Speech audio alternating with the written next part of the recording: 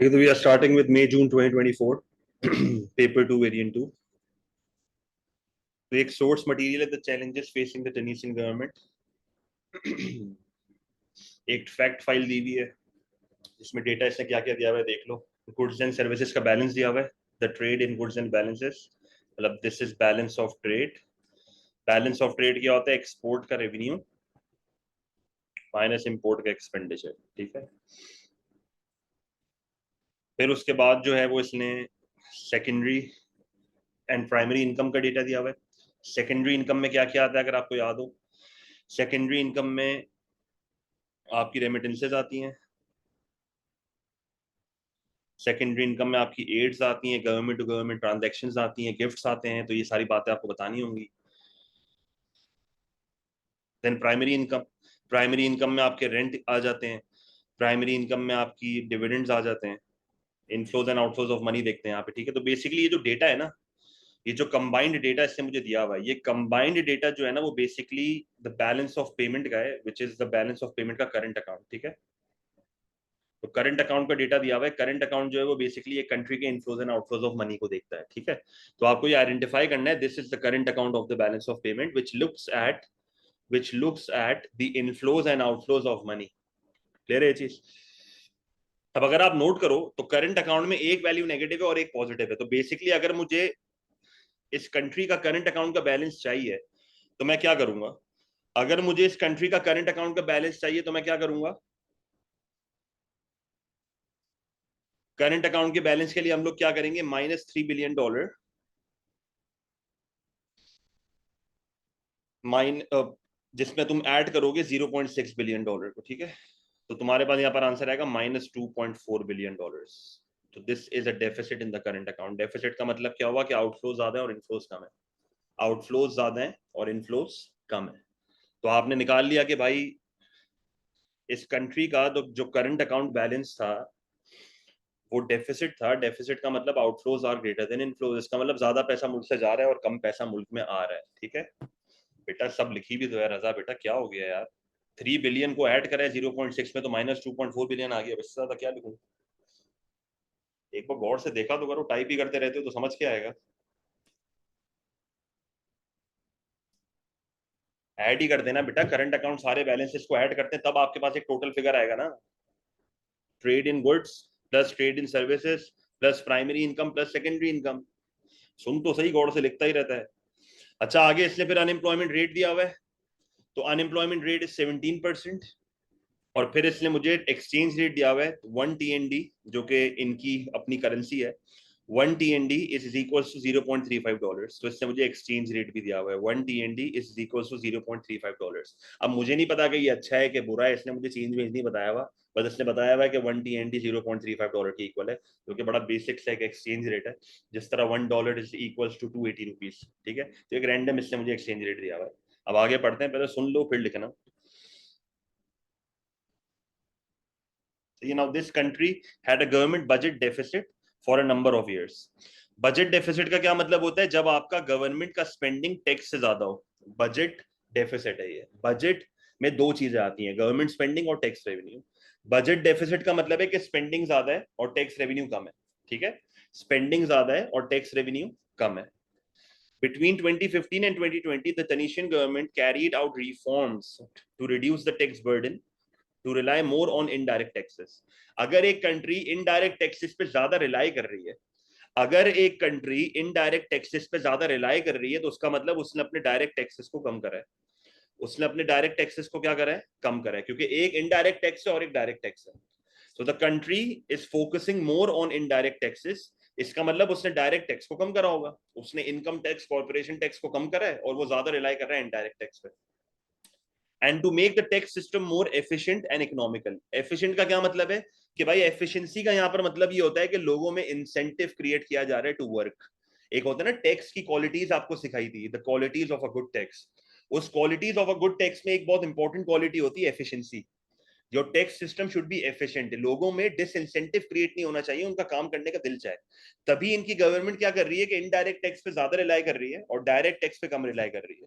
तो जब आप डायरेक्ट टैक्स कम करोगे तो people will be more inclined towards working. उनका काम करने का दिल चाहेगा क्योंकि उनको अपनी इनकम से कम टैक्स देना पड़ेगा।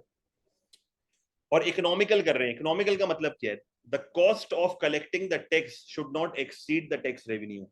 वापस सुनना, टैक्स सिस्टम इकोनॉमिकल होने का क्या मतलब है? The cost of collecting the tax should not exceed the revenue of the tax. मतलब जो तुम टैक्स कलेक्ट कर रहे हो उसकी कॉस्ट कम होनी चाहिए, क्योंकि जाहिर सी बात है आपकी कंट्री के डिपार्टमेंट्स होते हैं। जैसे पाकिस्तान का टैक्स कलेक्शन का डिपार्टमेंट कौन सा है? एफबीआर। अब तुम सोचो कि तुम $40 मिलियन का टैक्स कलेक्ट कर रहे हो, तुम $40 मिलियन का टैक्स कलेक्ट कर रहे हो और 42 मिलियन तुम्हारी कॉस्ट है। तो ऐसे टैक्स सिस्टम का कोई फायदा नहीं है कि तुम्हारा टैक्स का रेवेन्यू 40 मिलियन है और उस टैक्स को कलेक्ट करने के लिए तुमने 42 मिलियन खर्च कर दिए। So your tax system should B economical. इतनी ज्यादा कॉस्ट नहीं होनी चाहिए टैक्स को कलेक्ट करने की। तो इन लोगों ने अपने टैक्स सिस्टम को एफिशिएंट बनाया है और इकोनॉमिकल बनाया है। So these are the qualities of a good tax. As well as taxing a range of products. जब आप ज्यादा चीजों को टैक्स करते हो ना, जब आप ज्यादा चीजों पे टैक्स लगाते हो तो आपकी टैक्स बेस बढ़ती है। आपकी क्या बढ़ती है? Tax base. टैक्स बेस का क्या मतलब है? The number of products which you have imposed tax on. अगर एक कंट्री की टैक्स बेस बढ़ी है, इसका मतलब आपने ज्यादा चीजों पे टैक्स लगाया हुआ है। The Tunisian government also regulates the price of some products including flour and milk. Regulates का मतलब क्या होता है? Rules and laws. इनकी गवर्नमेंट जो है वो कोशिश कर रही है कि फ्लावर और मिल्क सस्ते हो जाए। इनकी गवर्नमेंट कोशिश कर रही है कि फ्लावर जो आटा है और मिल्क सस्ता हो जाए। Government control of the price of flour and milk can help reduce poverty. जाहिर है जब ये चीजें सस्ती होंगी तो पॉवर्टी तो कम होनी है। सही है। So the government control of the price of flour and milk can help reduce poverty and prevent monopoly firms exploiting their market power. Monopoly firms क्या करती हैं? हाई प्राइस चार्ज करती हैं। तो आपने मोनोपोली पावर को तोड़ दिया, प्राइसेस को रेगुलेट करा ताकि वो लोग हाई प्राइसेस चार्ज ना कर सकें। The Tunisian government also subsidizes the production of electricity. जब आप इलेक्ट्रिसिटी को सब्सिडाइज करोगे तो कॉस्ट कम होगी, सप्लाई बढ़ेगी। The subsidy affects the cost of making electricity and the change in the price of electricity affects the firm's cost. Firm's other cost, जाहिर है जब आपकी इलेक्ट्रिसिटी बनाने की कॉस्ट कम होगी तो दूसरी जगहों से भी कॉस्ट कम हो जाएगी। This form of government spending can help reduce inflationary pressures but can also affect the efficiency of electricity production. Simple paragraph. While some firms benefit from the subsidy on electricity production, they also experience periods when their cost of production rise. जाहिर है कम भी होती है, बढ़ती भी है cost. The Tunisian shoe producers have recently experienced a rise in the wage cost and a decline in the number of workers they employ. अब जाहिर है shoe producers की यहाँ पर थोड़ी बैंड बजी हुई है क्योंकि wages बढ़ रही हैं और वो hiring भी कम कर रहे हैं. The average wage paid to the Tunisian workers and the Tunisian inflation rate changed between 2014 and 2020 as shown in figure 1.1. मेरा अब आपसे एक सवाल है। सवाल सुनना क्या है? दो चीज है, एक एवरेज वेज है और एक इन्फ्लेशन है। इनके बीच का जो रिलेशन है वो पॉजिटिव होगा नेगेटिव होगा? एवरेज वेज और इन्फ्लेशन रेट का रिलेशन पॉजिटिव होगा नेगेटिव होगा? सोच के बताना। एवरेज वेज जब बढ़ेगी तो इन्फ्लेशन रेट बढ़ेगी कि गिरेगी?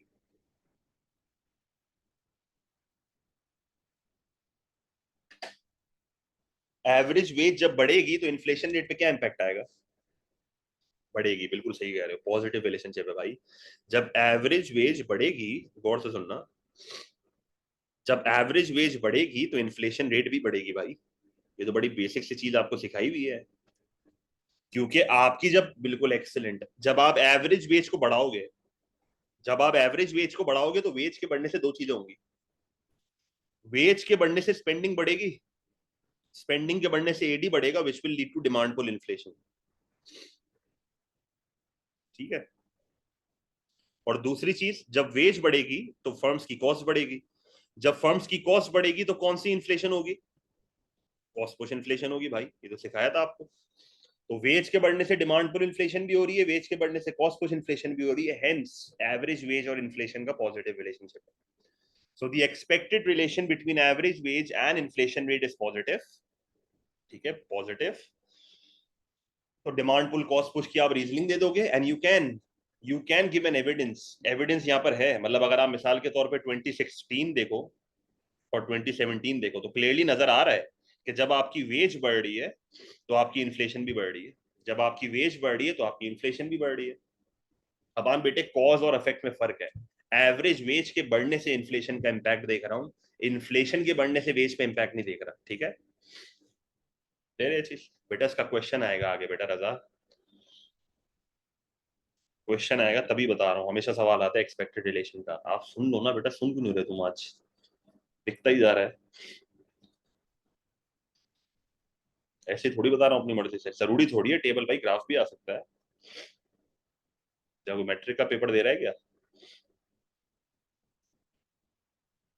अच्छा आगे क्या लिखा हुआ है? Unemployment has been a problem in Tunisia for many years. In 2020, the government passed a law which promised that workers who had been unemployed for 10 years or more would be employed by the public sector.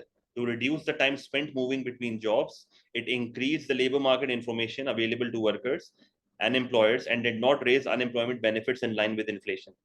ये दो चीजें कर रहे हैं, unemployment को कम करने के लिए दो चीजें कर रहे हैं। एक तो ये लोग लेबर मार्केट की इंफॉर्मेशन इंप्रूव कर रहे हैं ताकि एज अ वर्कर आपको पता हो कि कौन सी जॉब्स अवेलेबल हैं, कौन सी जॉब्स अवेलेबल नहीं है। दूसरा, अनएम्प्लॉयमेंट बेनिफिट्स को नहीं बढ़ाया जा रहा ताकि लोग काम ज्वाइन करें और नौकरी करें। तो they are trying to reduce what unemployment, they are trying to reduce the frictional unemployment. क्योंकि ये फ्रिक्शनल अनएम्प्लॉयमेंट ही होती है कि आपको जॉब नहीं मिल रही होती और आपको जॉब मिलने में टाइम लग रहा होता है।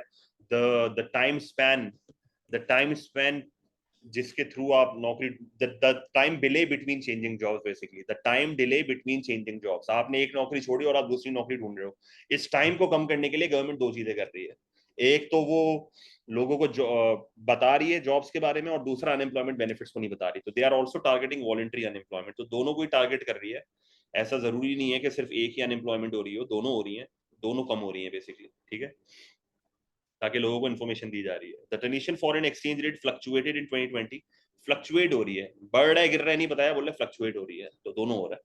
This affected the price of the countries exports and imports. जाहिर है जब आपकी करेंसी ऊपर नीचे होती है तो एक्सपोर्ट इंपोर्ट की प्राइस पे इंपैक्ट आता है। It also affected the current account of the balance of payment, economic growth, inflation and unemployment. Exchange rate हर चीज को इम्पैक्ट करता है जो कि ये लोग कह रहे हैं। Answer all parts of question 1, refer to the source material in your answers. ये हमारे पास मल्टीपल क्वेश्चंस हैं, अब एक एक करके सारे क्वेश्चन देखते हैं, गौर से देखते हैं। क्वेश्चन नंबर 1 का पार्ट ए। पार्ट ए में कह रहा है calculate Tunisia's balance of the current account of its balance of payments. हमने निकाल लिया, -3 billion plus 0.6 billion is -2.4 billion. So हमारा एक मार्क जो है वो पक्का हो गया। ठीक है, इससे वाहियात सवाल नहीं आ सकता। पार्ट बी में क्या कह रहा है? Identify two qualities of a good tax that the Tunisian government aimed to achieve. दो क्वालिटीज ऑफ गुड टैक्स कौन सी थी? एफिशिएंट और इकोनॉमिकल। ये भी सवाल में दिया हुआ था, फ्री के मार्क्स है, फ्री के 3 मार्क्स मिल गए आपको अब तक। आगे क्या कह रहा है? Explain one reason why the Tunisian government regulates the price of flour and milk. भाई एज अ गवर्नमेंट आप फ्लावर और मिल्क की प्राइस को क्यों रेगुलेट कर रहे हो? ताकि कम हो जाए, ताकि पॉवर्टी कम हो, ताकि मोनोपोली पावर टूटे। सारी चीजें केस में तो बताई नहीं है। बात ये है कि तुम स्टेट करके नहीं आ सकते, तुम ये नहीं लिख के आ जाना कि भाई ये इसलिए कर रहे हैं ताकि प्राइस कम हो जाए। तो भाई आगे फर्दर बताओ कि नेसेसिटी गुड है, प्राइस कम होगी तो पॉवर्टी कम होगी, जिसकी वजह से उनका स्टैंडर्ड ऑफ लिविंग बढ़ सकता है। फिर तुम बोलो मोनोपोली पावर को तोड़ने के लिए कर रहे हैं, मोनोपोली पावर को तोड़ने के लिए कर रहे हैं, that is to stop firms from raising price to a high level. They are regulating. देखो मेन मकसद तो प्राइस को कम करना ही है। तो केस में जो पॉइंट्स दिए हुए उनको उठा के तुम ये कर सकते हो, पर उसके अलावा भी तुम रैंडम कोई पॉइंट दे सकते हो।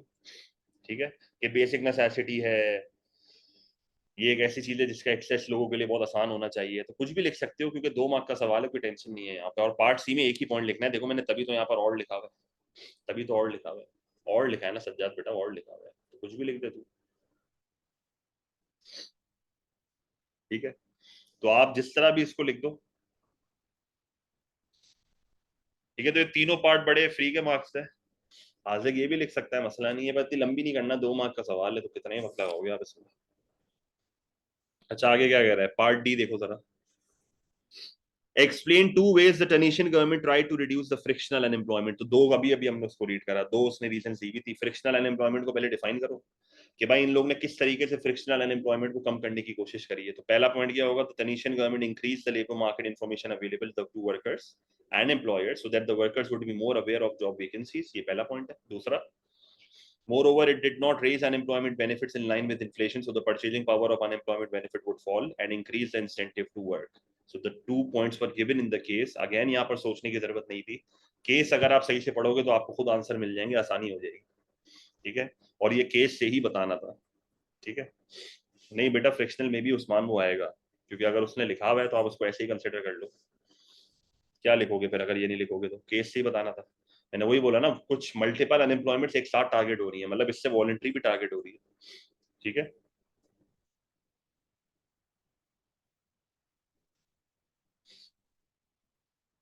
अच्छा आगे क्या लिखा हुआ है पार्ट ई में? नहीं उस्मान बेटा, आप इसमें अपना अपना केस यूज नहीं कर सकते, इसने बोला हुआ है टू इज तनीशन गवर्नमेंट राइट, तो आपको केस से ही बताना है।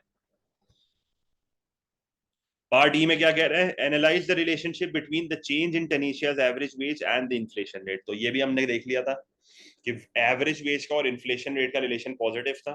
ठीक है, जी Ali, the time delay between two jobs, मतलब आप एक नौकरी ढूंढ रहे हो तो उस टाइम स्पैन को फ्रिक्शनल अनएम्प्लॉयमेंट कहते हैं।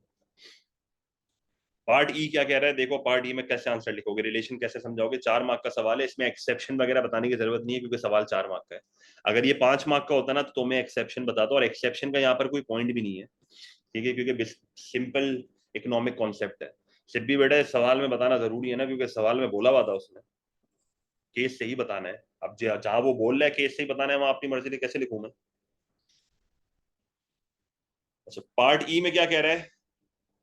नहीं रजा बेटा, और कुछ केस में नहीं दिया हुआ है। Average wage and inflation rate may have a positive relationship, as change in the average wage increases so does the inflation rate. तो पहले आपने बता दिया कि एवरेज वेज और इन्फ्लेशन रेट का क्या रिलेशन है? Positive. A rise in average wage may increase the cost of production, leading to cost push inflation. Also, increased wages increases AD, which may lead to demand pull inflation. तो मैंने उसको proof भी करके बता दिया। और फिर मैंने आगे लिख दिया फॉर एग्जांपल 2016 और 17 के बीच में एवरेज वेज और इन्फ्लेशन दोनों बढ़ी है, तो आपने उसको केस से लिंक करके बता दिया, देखो ये हो रहा है। मैंने आपको केस से लिंक करके भी बताया था, मैंने आपको सर्कल भी करके दिखाया था कि देखो ये 2 साल के बीच में वेज भी बढ़ रही है, इन्फ्लेशन भी बढ़ रही है। तो आप केस में बता दो, बोलो 16 और 17 के बीच में ये हो रहा है। ठीक है, तो इतना कोई बड़ी बात नहीं है यहाँ पे, ले रहे चीज। एडी लिख सकते हैं, एग्रीगेट डिमांड को एडी लिख सकते हैं, मसला नहीं है। एक बार फुल फॉर्म लिख दो बेटा। उस्मान ये बहुत अच्छा सवाल पूछा है कि पैराग्राफिंग करनी चाहिए, मतलब शर्म आ रही है ये पूछते हुए पेपर से 2 दिन पहले। जाहिर सी बातें करनी चाहिए, हर सवाल में करनी चाहिए भाई। अच्छा पार्ट एफ में क्या बोल रहा है? Analyse using a demand and supply diagram. 5 mark का सवाल है। How an increase in the ways cost would affect the market for shoes. कह रहा है कि वेज के बढ़ने से मार्केट फॉर शूज पे क्या इंपैक्ट आएगा।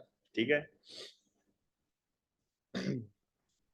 शामिर उसके लिए बहुत था, उसमें और कोई कंटेंट नहीं है। ठीक है, तो कह रहा है जब वेज बढ़ेगी तो शू की मार्केट पे क्या इंपैक्ट आएगा? अरे भाई वो डिस्कस का सवाल, सर मार दूंगा दीवार में मैं। अबे बेटा कीवर्ड तो पढ़ ले, क्या लिखा हुआ है? एनालाइज लिखा हुआ है, क्यों टू साइडेड लिखूंगा? क्या हो गया है? कीवर्ड तो देखो क्या है, अंधी धुन बस लिखे ही जा रहे हो, टाइप करते जा रहे हो, सुन नहीं रहे क्या बोल रहा हूँ? क्या ज्यादा अकाउंटिंग पढ़ ली है क्या? पहले मैथ पढ़ी है, अब अकाउंटिंग पढ़ी है। Analyze using a demand and supply diagram how an increase in the wage cost would affect the market for shoes। अब शूज की मार्केट पे वेज के बढ़ने से क्या इंपैक्ट आएगा? अब मैं बेटा एक एक करके आगे बढ़ रहा हूँ, मैं आपके हर सवाल का जवाब नहीं दे सकता, आप फालतू सवाल पूछ रहे हैं। ठीक है, बाद में आप रिकैप कर लेना, मैं इतना वक्त बर्बाद नहीं करूंगा अब आपके फालतू सवालों को। Analyze using a demand and supply diagram how an increase in the wage cost would affect the market for shoes। तो अब आप इस चीज को समझो कि वेज एक कॉस्ट है। ठीक है, वेज एक कॉस्ट है। अगर वेज आपकी बढ़ जाएगी ना तो इसका मतलब बिजनेस की कॉस्ट बढ़ रही है, जब बिजनेस की कॉस्ट बढ़ रही है तो वो सप्लाई कम करेगा, तो इसका मतलब शूज की सप्लाई कम करके दिखाओगे आप।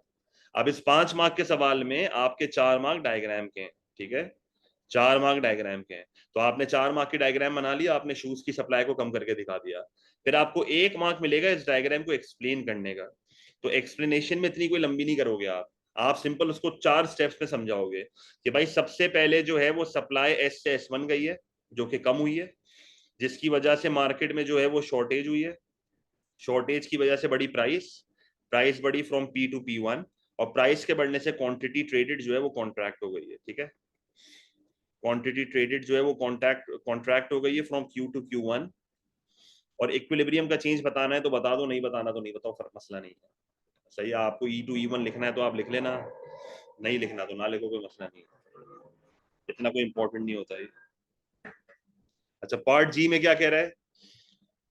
पार्ट जी में कह रहा है discuss whether or not the Tunisian government should continue to subsidise electricity production. कह रहा है कि क्या इनकी गवर्नमेंट को इलेक्ट्रिसिटी को सब्सिडाइज करना चाहिए, तो सब्सिडाइज के प्रोज एंड कॉन्स बताने हैं। अब यहाँ पर आप 2 वर्सेस 1 करोगे क्योंकि डिस्कस का सवाल है। डिस्कस के सवाल में आप 2 साइडेड आंसर लिखते हो, एनालाइज और एक्सप्लेन में नहीं लिखते। इसका मतलब यहाँ पर आपको सिंपली सब्सिडी के प्रोज एंड कॉन्स बताने, सवाल को ब्रेक करना सीखो। आप सवाल को ब्रेक करना सीखोगे तो नहीं मसला होगा।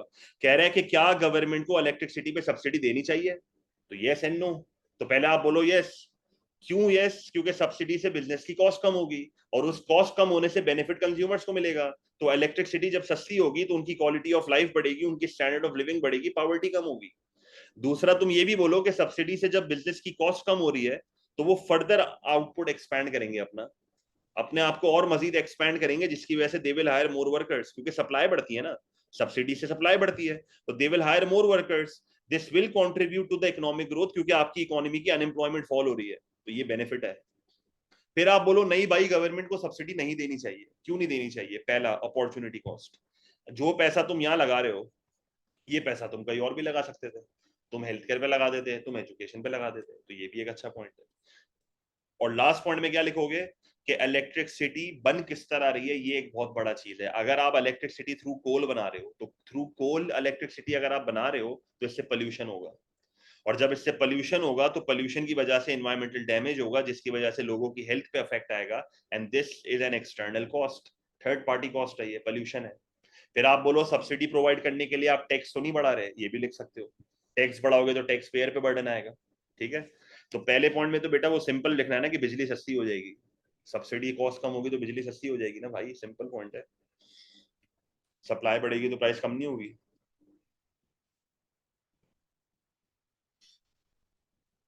अच्छा, अब जो ये लास्ट पॉइंट, जो लास्ट पार्ट है ना, वो एक्सचेंज रेट का, ये जरा गौर से सुनना। लास्ट पार्ट में देखो ये क्या कह रहा है। लास्ट पार्ट में ये कह रहा है, part H, discuss whether or not a rise in the value of the Tunisian dinar would benefit the Tunisian economy.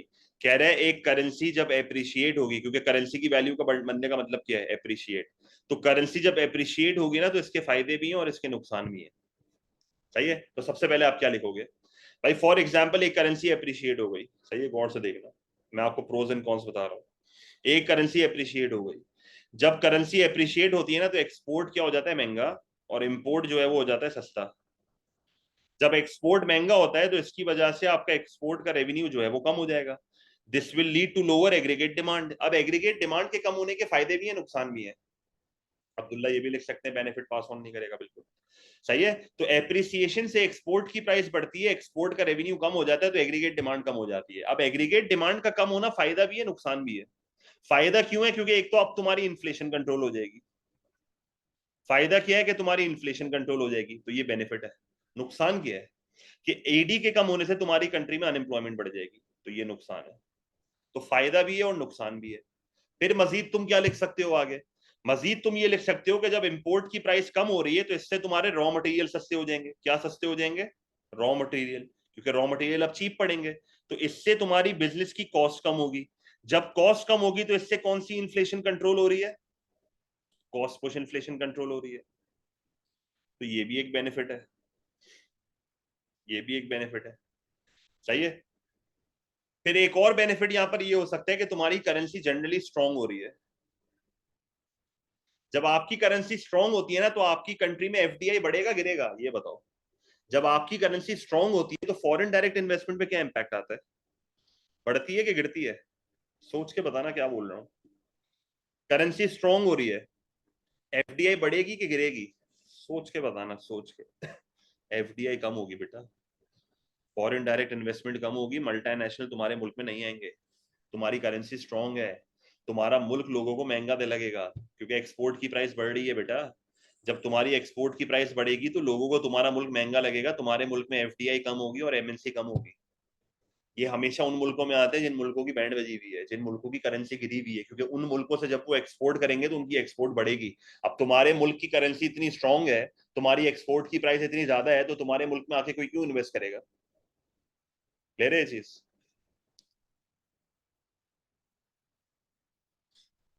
समझ आ गई बात? ये देखो इतने सारे प्रोज एंड कॉन्स हैं, कुछ भी लिख सकते हो आप।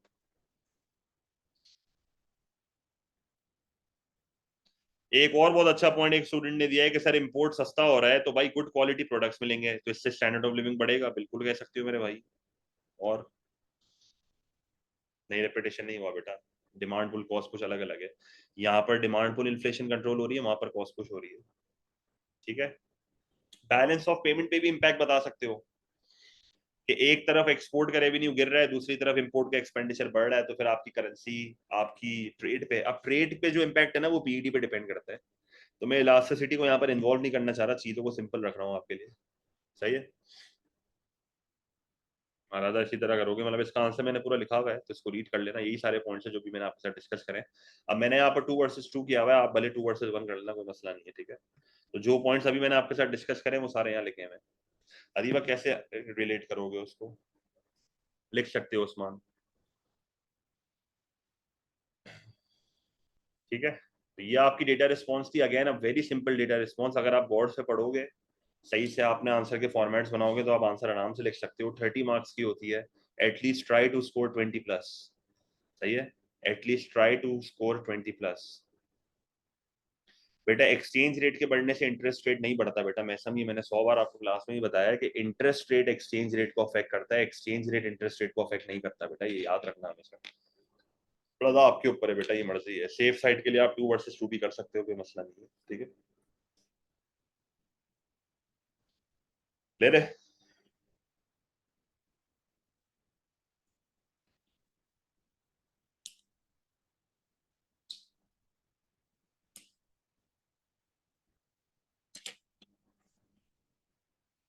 अच्छा, सेक्शन बी देख लो। इंटरेस्ट रेट एक्सचेंज रेट को अफेक्ट करता है, एक्सचेंज रेट इंटरेस्ट रेट को अफेक्ट नहीं करता, ये बोल रहा हूँ। मतलब बेसिकली एक बच्चे ने बोला कि सर एक्सचेंज रेट के बढ़ने से इंटरेस्ट रेट बढ़ जाएगा, तो हमेशा याद रखना इंटरेस्ट रेट से एक्सचेंज रेट पे अफेक्ट आता है, एक्सचेंज रेट से इंटरेस्ट रेट पे अफेक्ट नहीं आता। मतलब इंटरेस्ट बढ़ेगा तो एक्सचेंज रेट बढ़ेगा, एक्सचेंज रेट बढ़ेगा तो इंटरेस्ट पे नो इम्पैक्ट। ठीक है, ये याद रखना हमेशा, एक साइडेड रिलेशनशिप है ये। एप्रिसिएशन, ठीक है, करेंसी की वैल्यू का बढ़ना।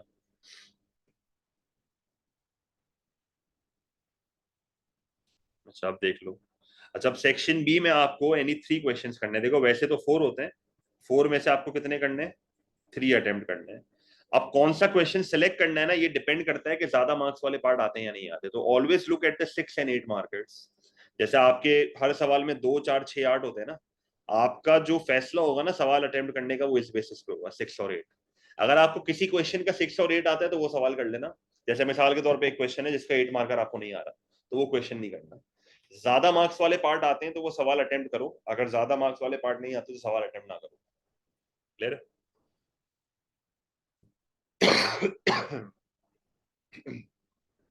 समझ गया बात? अच्छा आप देख लो, बड़े बेकार सवाल है, बड़ा आसान पेपर था ये। एक केस दिया हुआ है उसने। अगेन मैं कह रहा हूँ केस की कोई इतनी इंपॉर्टेंस नहीं होती, 100 बार बोल चुका हूँ। इन 2020 wages paid to Mexican workers including those in the primary sector fell. This fall contributed to 9% rise in poverty in the country. In the same year, many small and medium-sized firms closed down. The country also suffered from traffic congestion. Its capital, Mexico City, is the world's most congested city. ठीक है। तो question 2 के part A में कह रहा है identify 2 possible opportunity cost of producing primary sector products. अगर आप प्राइमरी सेक्टर प्रोडक्ट्स बना रहे हो तो उसकी अपॉर्चुनिटी कॉस्ट क्या है? तो आप सेकेंडरी सेक्टर प्रोडक्ट्स बना लेते हैं, आप टर्शरी सेक्टर प्रोडक्ट्स बना लेते हैं। तीन तीन सेक्टर्स होते हैं ना, primary, secondary, tertiary. So if you are making more of primary sector products, what is the opportunity cost of making primary sector products? तो आप सेकेंडरी सेक्टर प्रोडक्ट्स बना सकते थे, आप टर्शरी सेक्टर प्रोडक्ट्स बना सकते थे, तो ये आपकी अपॉर्चुनिटी कॉस्ट होगी। क्लियर है? कोई मसला?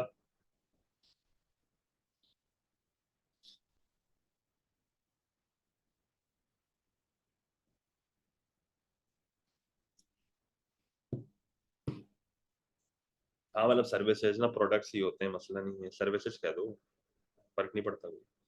अच्छा पार्ट बी में कह रहे हैं एक्सप्लेन टू पॉलिसी मेजर्स विच में रिड्यूस पॉवर्टी। भाई आपको पॉवर्टी कम करनी है, क्या करोगे आप? गरीबी कम करनी है मुल्क में, तो रैंडम पॉइंट्स लिख सकते हो, वैसे तो तुम पॉलिसीज के थ्रू भी कर सकते हो, तुम फिजिकल मॉनिटरी सप्लाई साइड लिख दो, तुम्हें ये नहीं लिखना, तुम जनरली लिख दो। भाई पॉवर्टी कैसे कम होगी, आईक्यू लेवल का क्वेश्चन है, जनरल।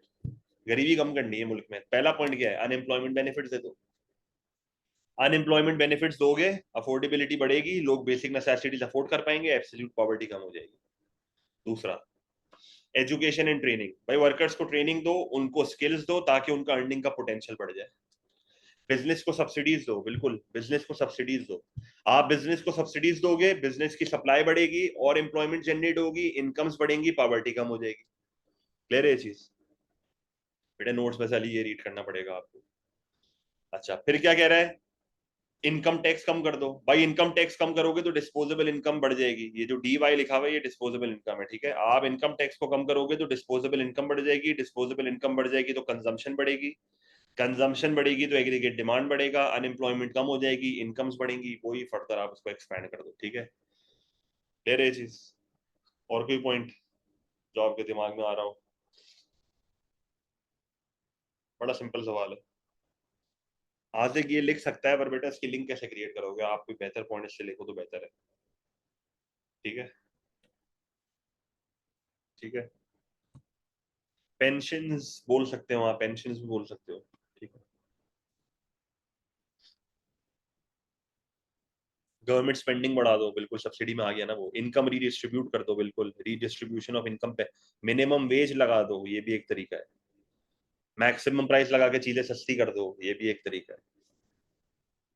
इनडायरेक्ट टैक्स को कम कर दो ताकि गरीबों पे इम्पैक्ट कम आए, ये भी तरीका है, बहुत तरीके हैं। तो मार्किंग स्कीम ना रीड करा करो, मार्किंग स्कीम में आपको और भी पॉइंट्स मिलेंगे। पार्ट सी कह रहा है analyse how the closure of firms may harm consumers. भाई बिजनेस बंद हो रहे हैं, बिजनेस बंद हो रहे हैं, कंज्यूमर्स पे क्या इंपैक्ट आएगा, नेगेटिव इंपैक्ट पूछ रहा है, हार्म पूछ रहा है, एनालाइज का सवाल है। सिर्फ नुकसान बताने कंज्यूमर्स को कि भाई बिजनेसेस बंद हो रहे हैं तो कंज्यूमर्स पे क्या नेगेटिव इंपैक्ट आ रहा है, तो ये सिंपल है। आपको अगर इसको आसान करना है ना, तो आसान आसान का मैं आपको तरीका बता रहा हूँ। इसको सबसे आसान तरीका करने का ये है कि आप अज्यूम करो कि जब बिजनेसेस बंद होंगे ना तो कोई एक बिजनेस मोनोपोली बन जाएगा। सबसे आसान तरीका ये है, जब बिजनेसेस बंद होना शुरू होंगे तो एक बिजनेस मोनोपोली बन जाएगा, और जब कोई एक बिजनेस मोनोपोली बन जाएगा ना तो फिर मोनोपोली के डिसएडवांटेज बता दो। बोलो कि मोनोपोली आउटपुट रिस्ट्रिक्ट करता है, कंज्यूमर्स को एक्सप्लॉइट करता है, हाई प्राइसेस चार्ज करता है, फिर मोनोपोली अपने ऐप नॉर्मल प्रॉफिट्स को री इन्वेस्ट नहीं करता, इनोवेशन नहीं करता, कंज्यूमर के लिए चॉइसेस कम करता है। फिर आप लिखो कि मोनोपोली अगर एक लार्ज फर्म है तो डिसइकोनॉमीज ऑफ स्केल होते हैं, तो पर यूनिट कॉस्ट बढ़ती है, प्राइसेस बढ़ती हैं, कंज्यूमर की अफोर्डेबिलिटी कम होगी। फिर आप ये भी बोलो कि जब बिजनेस बंद होना शुरू हो जाएंगे तो लोगों को ट्रैवल ज्यादा करना पड़ेगा। क्यों ट्रैवल ज्यादा करना पड़ेगा? क्योंकि अगर उनके घर की पास वाली दुकानें बंद हो गई तो उनको ज्यादा ट्रैवल करना पड़ेगा, तो ये भी एक मसला है। यहाँ पर कोई डेफिनेशन नहीं है, डायरेक्ट आप आंसर स्टार्ट करोगे अपना कि भाई बिजनेस क्लोजर से ये होगा, फिर ये होगा, फिर ये होगा, 3 पॉइंट्स आपको लिखना है, ठीक है। जनरल पॉइंट से लिख रहे हैं यहाँ पे हम, जनरल पॉइंट्स लिख लो आप। जैसे अभी मैंने बताया ना कि अगर आपके घर के पास की कोई दुकान बंद हो गई तो आपको अब ट्रैवल ज्यादा करना पड़ेगा, तो ये एक मसला है, ठीक है। अरे बेटे कैसे लिंक करोगे आप इस पॉइंट को? आपको कंज्यूमर के पॉइंट ऑफ व्यू से बताना है बेटा। सही कह रहा है रजा।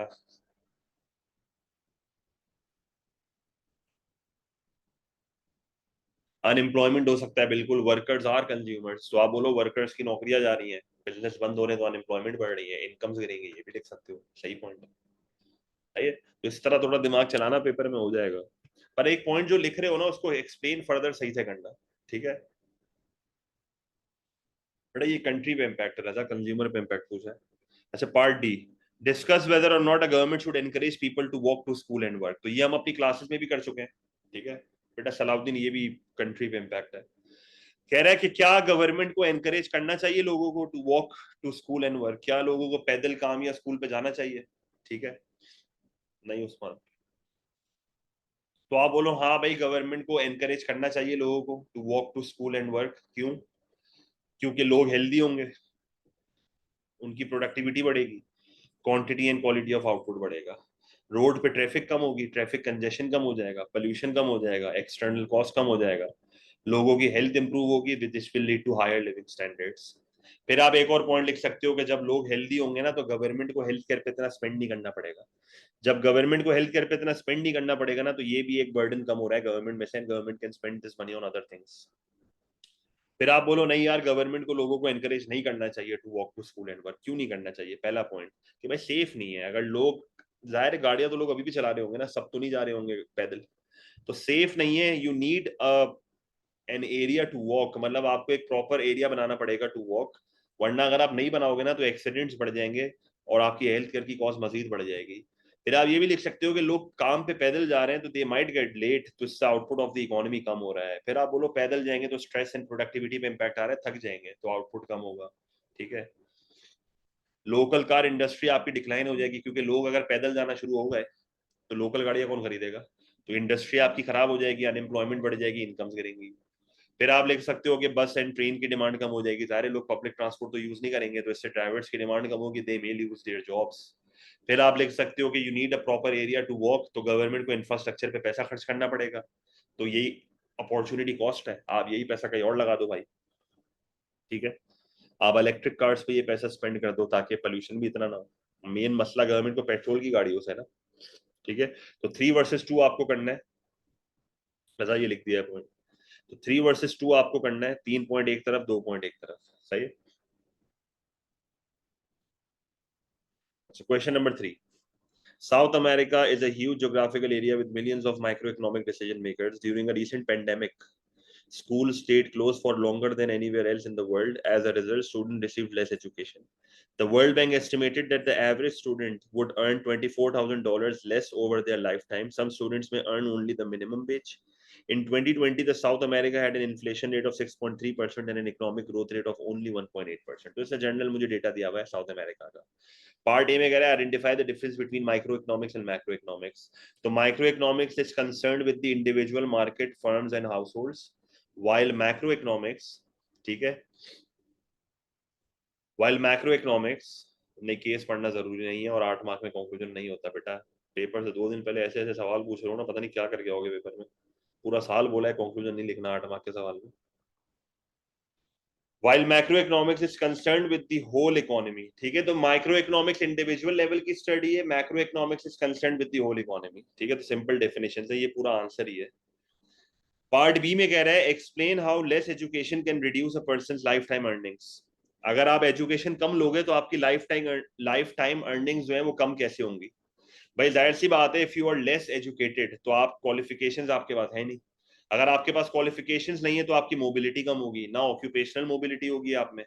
और जब आप में ऑक्यूपेशनल मोबिलिटी नहीं होगी, आप मल्टीपल काम नहीं कर पाओगे, तो आपकी पोटेंशियल अर्निंग्स तो वैसे ही कम हो जाएंगी, क्योंकि आपको नौकरी मिले या ना मिले इस चीज पे बहुत क्वेश्चन मार्क है। चलो नौकरी अगर मिल भी गई तो वो अच्छी है या नहीं, ये भी एक क्वेश्चन मार्क है। क्या अच्छे पैसे आपको मिल रहे हैं या नहीं मिल रहे? दूसरा, आप कम एजुकेटेड होगे तो आपकी स्किल्स कम होंगी, और जब आपकी स्किल्स कम होंगी तो प्रोडक्टिविटी कम है, प्रोडक्टिविटी कम है तो less chance of gaining promotion. आपकी कभी भी नौकरी में प्रमोशन नहीं होगी। आपको नौकरी तो मिल जाएगी पर वो आप कभी भी आगे नहीं बढ़ोगे वहां पे, क्योंकि आपके पास क्वालिफिकेशन नहीं है।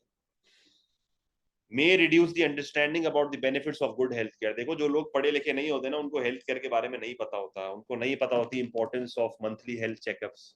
उनको नहीं पता होता कि भाई अगर मेरी तबीयत खराब हो गई तो मेरे साथ क्या होगा, तो वो अपने आप को इतना हेल्दी नहीं रखते। सही है, they are less educated on things. जैसे वैक्सीन नहीं लगाते, जो पढ़े लिखे लोग नहीं थे उन्होंने वैक्सीन नहीं लगाई, तो उनकी शॉर्टर लाइफ एक्सपेक्टेंसी होगी देन नॉर्मल पीपल। सही है। ठीक है, उनकी शॉर्टर लाइफ एक्सपेक्टेंसी होगी देन नॉर्मल पीपल।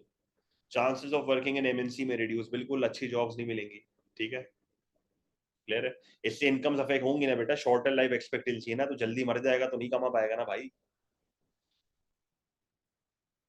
ठीक है। पार्ट सी में क्या कह रहा है? आगे ये भी लिख सकते हो। स्टैंडर्ड ऑफ लिविंग का यहाँ बताना नहीं है, क्योंकि इनकम्स के ऊपर बात कर रहे हैं ना, तो इनकम्स पे अपनी एनालिसिस को रोक दो, क्योंकि उसके आगे की एनालिसिस फिर यूजलेस है, फायदा नहीं है इस सवाल में। पार्ट सी में कह रहा है analyse how the introduction of a minimum wage could affect unemployment. भाई मिनिमम वेज क्या होती है? मिनिमम वेज बेसिकली गवर्नमेंट की एक लीगल वेज होती है, जिसके नीचे आप वेज नहीं दे सकते। और मिनिमम वेज का बेसिकली मकसद होता है वेज को बढ़ाना। ठीक है, मिनिमम वेज का क्या मकसद है? वेज को बढ़ाना। तो ये कह रहा है मिनिमम वेज से अनएम्प्लॉयमेंट पे क्या अफेक्ट आएगा। तो मिनिमम वेज से अनएम्प्लॉयमेंट पे दो इफेक्ट्स आ सकते हैं, तीन इफेक्ट्स आ सकते हैं। पहला इफेक्ट देखो, डेफिनेशन भी लिखी हुई है, it is the lowest amount that an employer can pay a worker, मतलब this is the lowest amount जो आप वर्कर को दे सकते हो, उससे नीचे आप नहीं दे सकते। वेज बढ़ेगी तो क्वांटिटी डिमांड फॉर लेबर कम होगी, पर क्वांटिटी सप्लाइड ऑफ लेबर बढ़ जाएगी, क्योंकि जाहिर सी बात है जब वेजेस बढ़ती हैं तो एज एन एम्प्लॉयर आप वर्कर की डिमांड कम कर दोगे क्योंकि वर्कर महंगा पड़ रहा है, पर जो वर्कर है वो अब काम करना चाहेगा क्योंकि वेज ज्यादा है। तो जब क्वांटिटी डिमांड फॉर लेबर कम होगी और क्वांटिटी सप्लाइड ऑफ लेबर बढ़ेगी तो मार्केट में वर्कर्स का सरप्लस हो जाएगा, और मार्केट में वर्कर्स का सरप्लस होने का मतलब ये हुआ कि अनएम्प्लॉयमेंट आपकी बढ़ चुकी है।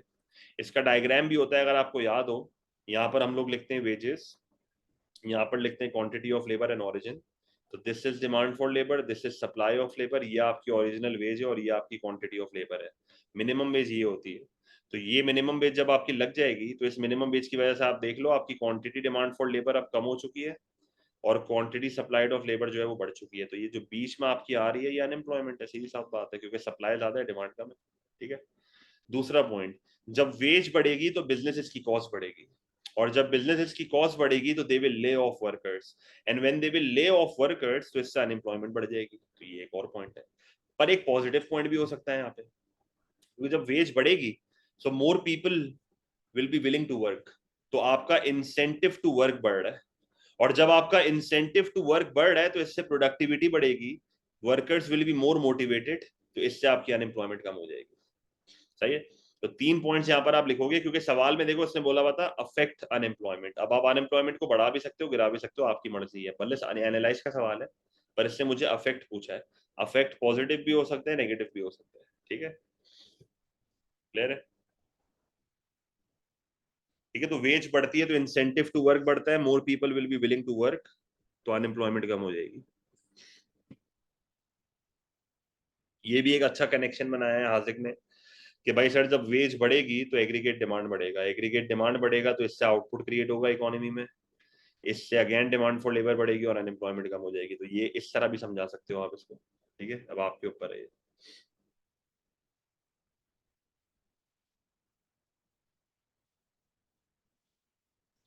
अच्छा, पार्ट डी में कह रहा है discuss whether or not an economy with a high inflation rate will have a low economic growth rate, मतलब जिस मुल्क में इन्फ्लेशन ज्यादा है क्या वहां पर इकोनॉमिक ग्रोथ रेट कम होगा, डिस्कस करना है। हो भी सकता है, नहीं भी हो सकता। अगेन सवाल पढ़ो, discuss whether or not an economy with a high inflation rate will have a low economic growth rate, एक मुल्क में अगर हाई इन्फ्लेशन रेट है तो इकोनॉमिक ग्रोथ हाई होगा या लो होगा, तो टू साइडेड आंसर। तो पहले तो आप बोलो कि इन्फ्लेशन जब ज्यादा होगी ना तो इकोनॉमिक ग्रोथ रेट कम होगा, तो ये इन्फ्लेशन जब ज्यादा होगी तो इकोनॉमिक ग्रोथ रेट कम होगा, ये आपकी पहली साइड ऑफ द आंसर है। जब इन्फ्लेशन ज्यादा होगी तो इकोनॉमिक ग्रोथ रेट कम होगा, तो क्यों कम होगा, क्योंकि जब इन्फ्लेशन ज्यादा होगी तो बिजनेस की कॉस्ट ज्यादा होगी, और जब बिजनेस की कॉस्ट ज्यादा होगी तो वो वर्कर्स को ले ऑफ करेंगे, और जब वो वर्कर्स को ले ऑफ करेंगे तो इससे आपकी अनएम्प्लॉयमेंट बढ़ेगी, लोगों की इनकम्स कम होंगी, स्टैंडर्ड ऑफ लिविंग कम होगा, और कंट्री का जो ओवरऑल आउटपुट है वो भी यहाँ पर जो है वो कम होगा। दूसरा पॉइंट आप यहाँ पर ये लिख सकते हो कि जब आपकी कंट्री में हाई रेट ऑफ इन्फ्लेशन होगा तो एक्सपोर्ट की प्राइस ज्यादा होगी, जब एक्सपोर्ट की प्राइस ज्यादा होगी तो आपका एक्सपोर्ट का रेवेन्यू कम होगा, जिसकी वजह से बैलेंस ऑफ ट्रेड डेफिसिट होगा, और आपकी कंट्री में जब एग्रीगेट डिमांड कम होगा तो इससे भी आउटपुट कम होगा, तो इकोनॉमिक ग्रोथ कम हो रही है। फिर आप ये भी बोलो कि जब आपकी इकोनॉमी में हाई इन्फ्लेशन होगा तो उस हाई इन्फ्लेशन की वजह से अनसर्टेनिटी होगी, उस हाई इन्फ्लेशन की वजह से लैक ऑफ कॉन्फिडेंस होगा, आपके मुल्क में रिलक्टेंस टू इन्वेस्ट करेंगे, डोमेस्टिक और फॉरेन इन्वेस्टर्स दोनों आपकी कंट्री में पैसा इन्वेस्ट नहीं करना चाहेंगे, क्योंकि अगर अनएंटिसिपेटेड रेट ऑफ इन्फ्लेशन होगा तो आपके मुल्क में कोई भी पैसा नहीं लगाएगा। ठीक है, पर दूसरी तरफ आप बोलो कि नहीं यार हाई इन्फ्लेशन की वजह से इकोनॉमिक ग्रोथ रेट बढ़ भी सकता है, दूसरी तरफ आप बोलो कि हाई इन्फ्लेशन की वजह से इकोनॉमिक ग्रोथ रेट जो है वो बढ़ भी सकता है, क्यों बढ़ेगा। ठीक है, क्यों बढ़ेगा, क्योंकि आप बोलो कि पॉसिबली जो अदर कंपीटिंग कंट्रीज हैं उनका इन्फ्लेशन हमसे भी ज्यादा है। भाई आपके मुल्क में अगर हाई इन्फ्लेशन है भी, पर आपकी कंपीटिंग कंट्री जो है उसका इन्फ्लेशन अगर आपसे भी ज्यादा है तो फिर आपको फर्क नहीं पड़ना चाहिए। जैसे पाकिस्तान में अगर मिसाल के तौर पे 50% इन्फ्लेशन है, पर बांग्लादेश में जो है वो फॉर एग्जाम्पल लेट से 100% इन्फ्लेशन है, तो लोग अभी भी तुमसे खरीदेंगे भले तुम्हारे मुल्क में इन्फ्लेशन ज्यादा है। तुम्हारी कंपीटिंग कंट्री में इतना ज्यादा इन्फ्लेशन है कि लोगों को अभी भी तुम्हारा मुल्क सस्ता लगेगा, तो तुम्हारे एक्सपोर्ट पे इतना इंपैक्ट नहीं आएगा, एक्सपोर्ट तुम्हारा बढ़ेगा, ईडी तुम्हारा बढ़ेगा। फिर सवाल यहाँ पर यह भी है कि इन्फ्लेशन है कौन सी, देखो अगर तो कॉस्ट पुश इन्फ्लेशन है ना, तो वो तो बहुत नुकसानदेह होती है। कॉस्ट पुश इन्फ्लेशन तो हमेशा ही नुकसानदेह, पर डिमांड पुल इन्फ्लेशन कभी कभार बेनिफिशियल होती है। ठीक है, डिमांड पुल इन्फ्लेशन क्यों बेनिफिशियल होती है?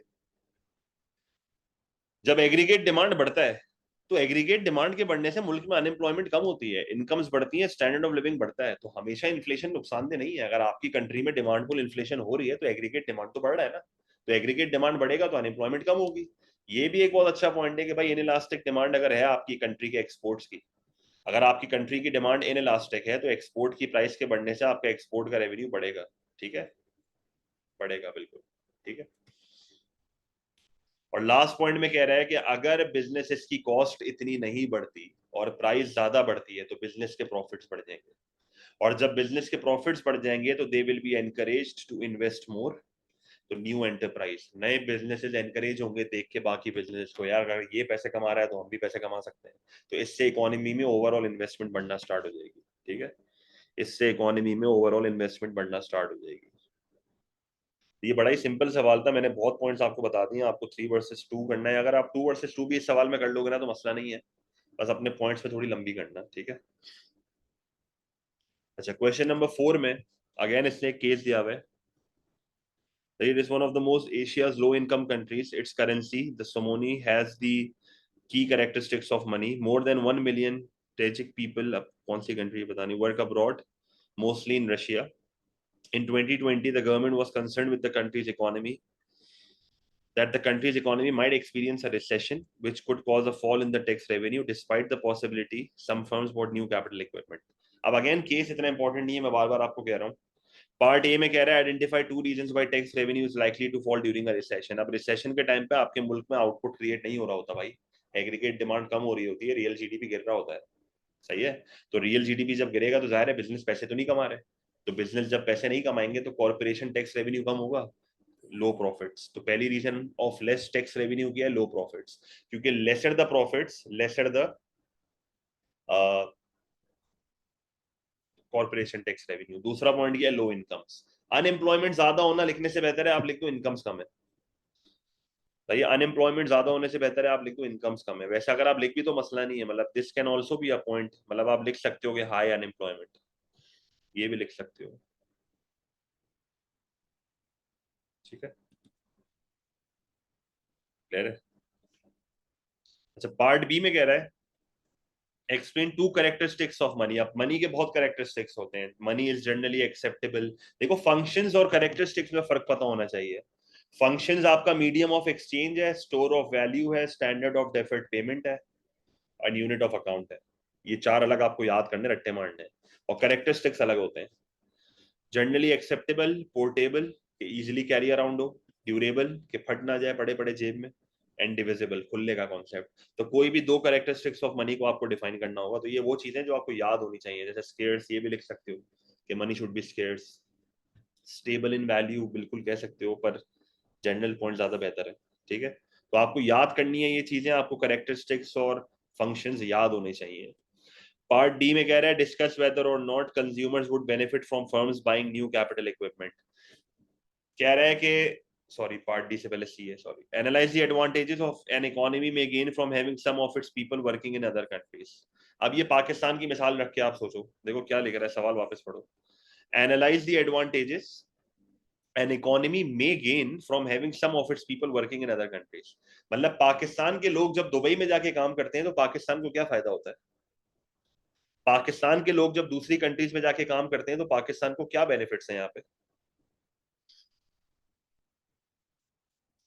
पहला पॉइंट क्या है? More inflow of remittances. Remittances आपके मुल्क में आते हैं as they support their families, तो उनकी फैमिलीज का स्टैंडर्ड ऑफ लिविंग बढ़ता है।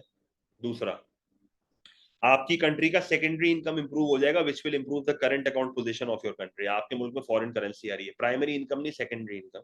ठीक है, रेमिटेंस आपकी सेकेंडरी इनकम होती है। और आखिरी पॉइंट यहाँ पर आपका क्या होगा? More trained workers. जाहिर सी बात है बाहर मुल्कों में जाके काम कर रहे हो तो स्किल सीखोगे, ट्रेंड होगे, तो जब अपने मुल्क में वापस आओगे तो आपके मुल्क को बेनिफिट होगा। More trained workers gain skills which they can bring back to the country, increase the quality of output of your country. मतलब जब बाहर मुल्कों से लोग आएंगे तो ये बेनिफिट होगा। ये भी लिख सकते हैं कि जब वो अपनी फैमिलीज को रेमिटेंसेस भेजेंगे तो उनकी फैमिली पैसे स्पेंड करेंगी, मतलब इस पॉइंट को आप फर्दर एक्सपेंड कर सकते हो कि उनकी फैमिली पैसे स्पेंड करेंगी, एडी बढ़ेगा, फिर उससे मल्टीप्लायर आएगा वगैरह वगैरह। सही है। बड़ा आसान सवाल था ये भी। अच्छा पार्ट डी इससे भी आसान है। Discuss whether or not consumers would benefit from firms buying new capital equipment. भाई अगर बिजनेसेस कैपिटल इक्विपमेंट खरीदेंगे, अगर बिजनेस टेक्नोलॉजी में स्पेंड करेंगे, टेक्नोलॉजी में इन्वेस्ट करेंगे, तो क्या कंज्यूमर्स को फायदा होगा? ऐसा सेम क्वेश्चन पिछले पेपर्स में आया था इस तरीके से, देखो। Discuss whether or not advances in technology will benefit a countries population. इस सवाल में और जो भी सवाल हमने रीड करा उसमें कोई फर्क नहीं है। आपको यहाँ पर टेक्नोलॉजी के प्रोज एंड कॉन्स बताने कंज्यूमर को, क्योंकि अगर आप सवाल वापस देखो तो कह रहा है कि जब फर्म्स कैपिटल इक्विपमेंट बाय करेंगी तो कंज्यूमर्स पे क्या इंपैक्ट आएगा, तो टेक्नोलॉजी की बात हो रही है यहाँ पे। तो ये पूरा आंसर हम पहले डिस्कस कर चुके हैं। तो पहला बेनिफिट क्या होगा कि जब बिजनेसेस कैपिटल इक्विपमेंट में खर्च करेंगे, टेक्नोलॉजी में खर्च करेंगे, तो इससे उनकी कॉस्ट कम होगी, उनकी प्रोडक्टिविटी बढ़ेगी। जब उनकी कॉस्ट कम होगी तो कंज्यूमर्स के लिए प्राइसेस कम होंगी, और जब कंज्यूमर के लिए प्राइसेस कम होंगी तो कंज्यूमर्स का स्टैंडर्ड ऑफ लिविंग बढ़ेगा। दूसरा पॉइंट, जब आपकी कंट्री में चीजें सस्ती होंगी तो आपकी कंट्री का एक्सपोर्ट रेवेन्यू बढ़ेगा, और जब आपकी कंट्री का एक्सपोर्ट रेवेन्यू बढ़ेगा तो आपकी कंट्री का एग्रीगेट डिमांड बढ़ेगा, और जब आपकी कंट्री का एग्रीगेट डिमांड बढ़ेगा which will lead to more production, more demand for labour, lesser unemployment, लोगों की नौकरियां लगेंगी, इनकम्स बढ़ेंगी। ये भी एक बेनिफिट है। कैपिटल इक्विपमेंट पे खर्च करोगे, टेक्नोलॉजी पे खर्च करोगे, तो क्वालिटी ऑफ प्रोडक्ट्स भी बढ़ेगा। ठीक है, क्वालिटी ऑफ प्रोडक्ट्स भी बढ़ेगा, इससे भी लोगों का स्टैंडर्ड ऑफ लिविंग बढ़ रहा है। सही है, फेयर है चीज। अच्छा, फिर ऑन दी अदर एंड आप क्या बोलोगे कि भाई नहीं यार, टेक्नोलॉजी से लोगों को बेनिफिट नहीं हो रहा है। क्यों नहीं हो रहा है? पहली चीज, भाई टेक्नोलॉजिकल अनएम्प्लॉयमेंट होगी। आप कैपिटल इक्विपमेंट में पैसा लगाओगे तो वर्कर्स की नौकरी चली जाएगी, और जब वर्कर्स की नौकरी चली जाएगी तो इससे इकोनॉमी में अनएम्प्लॉयमेंट बढ़ेगी, इनकम्स कम होगी। दूसरा, मशीन सिर्फ स्टैंडर्डाइज प्रोडक्ट्स बना के देती है, पर्सनलाइज प्रोडक्ट्स नहीं बनाती। मशीन्स जो है वो सिर्फ स्टैंडर्डाइज प्रोडक्ट्स बनाती है, सेम प्रोडक्ट्स बनाती है, पर्सनलाइज प्रोडक्ट्स नहीं बनाती, तो कस्टमर सेटिस्फाई कभी कभार नहीं होता। और लास्ट पॉइंट है पोल्यूशन। अगर आप एज अ बिजनेस टेक्नोलॉजी में पैसा खर्च करोगे तो पोल्यूशन होगा, पोल्यूशन होगा तो इससे एक्सटर्नल कॉस्ट बढ़ेगी, और इससे लोगों का स्टैंडर्ड ऑफ लिविंग जो है वो कम हो सकता है। तो it will create an externality, external cost बढ़ रही है यहाँ पे। क्लियर है ये चीज? तो ये आपके प्रोज एंड कॉन्स हैं। बड़ा ही सिंपल सवाल था, तो इसमें इतना मसला नहीं होना चाहिए। ठीक है बेटा, वही बात है ना, pollution external cause, market failure ही हो रहा है यहाँ पे। हाँ बेटे, इसको कनेक्ट कैसे करोगे? देखो पॉइंट हमेशा वो उठाओ जिसको आप एक्सप्लेन कर सकते हो। ठीक है, टैक्स रेवेन्यूज जनरेट होंगे, अब इसको वही बात है, पॉइंट आप जो भी उठा रहे हो ना, आप एक्सपेंड कर सको वही पॉइंट लिखना। The last question, free goods and economic goods are consumed in Poland. In 2020, the demand for both economic goods and factors of production increased in Poland. For example, Polish consumers demanded more football shirts, and the Polish government increased its spending on housing for the country's population. Part A में कह रहा है identify to free goods. तो दो free goods कौन से होंगे? Air and sunlight. Water भी लिख सकते हो। फ्री गुड वो गुड्स होते हैं जिनकी डिमांड एंड सप्लाई इक्वल होती है, जीरो प्राइस। फ्री गुड्स वो गुड्स होते हैं जिसको यूज करने में लिए कोई रिसोर्स का इस्तेमाल नहीं होता, तो there is no opportunity cost. ये आपको सारी बातें पता होनी चाहिए। It is always compared with economic goods. Economic goods वो गुड्स होते हैं which are limited in supply, जिनमें रिसोर्सेज का इस्तेमाल होता है, जिनमें अपॉर्चुनिटी कॉस्ट होती है। ठीक है, पार्ट बी में कह रहा है explain two influences on the demand of factors of production. भाई फैक्टर्स ऑफ प्रोडक्शन की डिमांड पे क्या, किस चीज पे डिपेंड करती है? देखो फैक्टर्स ऑफ प्रोडक्शन की डिमांड पहले तो डिपेंड करती है on the demand for the product. देखो हमेशा याद रखना, एवरी फैक्टर ऑफ प्रोडक्शन की डिमांड, जैसे लेबर है, लेबर की demand is a derived demand. अगर चीज की डिमांड होगी तो उसकी लेबर की डिमांड होगी। जैसे अगर एक टीचर की डिमांड है तो इसका मतलब स्टूडेंट्स डिमांड कर रहे हैं। सही है, तो फैक्टर्स ऑफ प्रोडक्शन की demand is a derived demand. जी उस्मान लिख सकते हो, इज अ डिराइव्ड डिमांड। ठीक है, तो डिमांड फॉर द प्रोडक्ट अगर बढ़ेगी तो रिसोर्सेज की भी डिमांड बढ़ेगी। दूसरा point, the price of the factor of production. जैसे मिसाल के तौर पे अगर एक फैक्टर ऑफ प्रोडक्शन सस्ता है तो उसकी डिमांड ज्यादा होगी। एग्जांपल दे दो, भाई वेजेस कम होंगी तो डिमांड फॉर लेबर ज्यादा होगी। फिर एक और पॉइंट आप लिख सकते हो फैक्टर ऑफ प्रोडक्शन की प्रोडक्टिविटी। अगर एक फैक्टर ऑफ प्रोडक्शन अच्छा काम कर रहा है तो उसकी डिमांड भी ज्यादा होगी, जैसे लेबर अगर अच्छा काम कर रहा है तो उसकी डिमांड ज्यादा होगी। और आखिरी पॉइंट है method of production. If a business is labour intensive they will demand more of labour, and if a business is capital intensive they will demand more of capital. So again very simple points. सवाल को बस आपको पढ़ना है कि two influences two factors which affects the demand for factors of production. Part C में कह रहा है analyze the effect of an increase in the demand for football shirts on demand for football shorts and the demand for basketball shirts. तो पहले तो उसको break down करो। Football shirts और फुटबॉल शॉर्ट्स क्या हैं? सब्स्टिट्यूट के कॉम्प्लीमेंट्स। शर्ट्स और शॉर्ट्स ये क्या होते हैं? सब्स्टिट्यूट होते हैं, कॉम्प्लीमेंट होते हैं।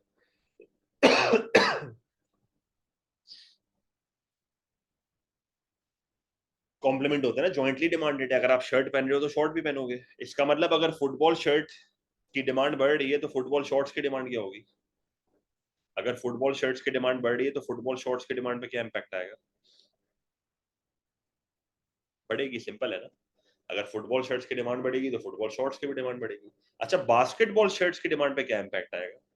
फुटबॉल शर्ट्स और बास्केटबॉल शर्ट्स क्या है? फुटबॉल शर्ट्स और बास्केटबॉल शर्ट्स क्या है? सब्स्टिट्यूट्स है ना। तो अगर फुटबॉल शर्ट्स की डिमांड बढ़ती है तो बास्केटबॉल शर्ट्स की डिमांड कम हो जाएगी, सिंपल है। ठीक है, तो आपको दो हिस्सों में ब्रेक डाउन करना है। 3:3 की एमएस बनेगी। यहाँ पे दो अलग अलग चीजें हैं, डायग्राम की जरूरत नहीं है, डायग्राम उसने बोला नहीं है। तो पार्ट सी में देख लो, इस तरह लिखोगे इसको। मतलब आप demand for football shirts is likely to increase as it's a complement with football shirts bought to complete the set. Demand for basketball shirt is likely to fall as it's a substitute with football shirts. Consumers may switch between them. ठीक है, diagram की जरूरत है नहीं, बनाना चाहो तो बना सकते हो, जरूरत नहीं है। ठीक है, जब तक बोल नहीं लाना तो जरूरत नहीं है, अगर बनानी है तो आप बना लो। बस डेफिनेशन लिख सकते हो बिल्कुल आप, मतलब अगर जब आप आंसर लिखोगे, मतलब ये पूरा आंसर नहीं है, जब आप आंसर लिखोगे ना तो you need to define, also define substitute and compliments.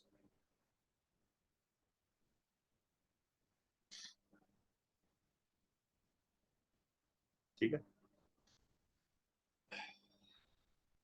Last part में कह रहा है discuss whether or not an increase in government spending on housing would benefit in economy. अगर एक गवर्नमेंट हाउसिंग पे स्पेंड कर रही है तो क्या फायदा होगा? हाँ, मिल जाएगा उस्मान। अगर एक गवर्नमेंट हाउसिंग पे स्पेंड कर रही है तो क्या फायदा होगा? If a government spends more on housing तो क्या उस इकोनॉमी में फायदा होगा? तो आप बोलो होगा भी और नहीं भी होगा। पहली चीज, अगर एक गवर्नमेंट हाउसिंग पे स्पेंड कर रही है तो इसका मतलब housing is a basic necessity, गरीबी कम होगी, स्टैंडर्ड ऑफ लिविंग बढ़ेगा, पहला पॉइंट। दूसरा पॉइंट, भाई कंज्यूमर्स को अगर हाउसिंग मिल जाएगी, जैसे गवर्नमेंट हाउसिंग पे स्पेंड कर रही है ना, तो इसका मतलब कंज्यूमर्स के लिए हाउसिंग अब सस्ती हो चुकी है। तो कंज्यूमर्स फिर हाउसिंग पे इतना स्पेंड नहीं करना पड़ेगा, तो consumers would be able to spend more on education, more on health care. तो उससे उनकी और स्टैंडर्ड ऑफ लिविंग बढ़ेगी। और दूसरा, जब जनरली एक गवर्नमेंट हाउसिंग पे स्पेंड करती है ना तो और हाउसेस बनेंगे। जब और हाउसेस बनेंगे तो इसका मतलब हाउसेस की प्रोडक्शन बढ़ेगी, डिमांड फॉर लेबर बढ़ेगा, अनएम्प्लॉयमेंट कम होगा, इनकम्स बढ़ेंगी, स्टैंडर्ड ऑफ लिविंग बढ़ेगा। जैसे इमरान खान को जब शुरू शुरू में उसने बोला था ना, शुरू के 100 दिनों में मैं ये करूंगा, तो 100 दिनों में एक चीज उसने ये बोली थी कि मैं इतने सारे घर बनाऊंगा। तो घर बनाने के पीछे मकसद ये होता है कि एम्प्लॉयमेंट जनरेट होती है। देखो, घर बनने के बाद जो बेनिफिट्स है वो तो है, पर घर बनने के दौरान बहुत बेनिफिट्स होते हैं। आप जब घर बनाओगे ना इतने सारे, तो फिर सीमेंट इंडस्ट्री, स्टील इंडस्ट्री, हर तरह की इंडस्ट्री बूस्ट करती है, नौकरियां क्रिएट होती है, इकोनॉमी में मल्टीप्लायर इफेक्ट आते हैं। तो असल मकसद ये होता है अनएम्प्लॉयमेंट को कम करना। पर नुकसान भी है। आप इतना सारा पैसा हाउसिंग पे लगा रहे हो, यही पैसा आप कहीं और लगा दो भाई, हेल्थ केयर पे लगा दो, एजुकेशन पे लगा दो। दूसरा, क्या पता गवर्नमेंट आपकी वो है, बेकार है, चोर चक्के सारे बैठे हुए, अपने को तो पता है ये। तो basically which is very common. ठीक है, तो पैसा अगर वो खा जाए। दूसरा पॉइंट, आप हाउसेस जब बनाओगे तो एक्सटर्नैलिटीज होंगी, एक्सटर्नल कॉस्ट होगी, एयर एंड नॉइस पोल्यूशन होगा, एनवायरमेंटल डैमेज होगा। और क्या पता गवर्नमेंट हाउसिंग पे स्पेंड करने के लिए टैक्सेस बढ़ा रही है। ठीक है, टैक्सेस बढ़ा रही है, तो भाई अगर गवर्नमेंट टैक्सेस बढ़ा देगी तो ये तो मसला है, क्योंकि आप एक तरफ हाउसिंग प्रोवाइड कर रहे हो, दूसरी तरफ आप टैक्स बढ़ा रहे हो, तो क्या हो रहा है इससे? अब ये डिपेंड करता है ना कि किसका पल्ला ज्यादा भारी है। अगर आप ज्यादा टैक्स बढ़ाओगे तो शॉर्ट टर्म में मुल्क को नुकसान है, क्योंकि लोग इतना स्पेंड तो नहीं करेंगे। ठीक है, तो ये मसला है। क्या पता अनडिजर्विंग लोगों को बेनिफिट मिल जाए, ये भी एक बहुत अच्छा पॉइंट है। अनडिजर्विंग लोगों को क्या जरूरत है इस चीज की? ठीक है, तो again whenever you select a point, तो तभी सेलेक्ट करना आप उसको अगर एक्सप्लेन कर सक रहे हो। हमेशा वो पॉइंट उठाना जिसको आप फर्दर एक्सपैंड कर सकते हो। देखो अगर आप पॉइंट को स्टेट करके आ जाओगे ना, आपको 1 मार्क से ज्यादा नहीं मिलेगा उस पॉइंट का, आपको 2 मार्क उठाने हैं। बच्चे अक्सर यही करते हैं कि स्टेट करके आ जाते हैं, भाई इंप्लॉयमेंट बढ़ जाएगी। अबे भाई आगे तो पता क्या होगा। तो हमेशा अपने पॉइंट को एक्सपैंड करना। पैराग्राफिंग मैंने शुरू के दिन से आपको इसलिए सिखाई हुई है ताकि आप अपने पॉइंट्स को एक्सपैंड करो। ले रहे चीज। पैराग्राफिंग से ये फायदा होता है, आपको खुद अंदाजा हो जाएगा यार 1 लाइन का तो पैराग्राफ नहीं हो सकता, आप फर्दर एक्सपैंड करोगे उसको। ले रहे चीज। तो ये जरूर लिखिएगा, आंसर्स ट्राई करिएगा।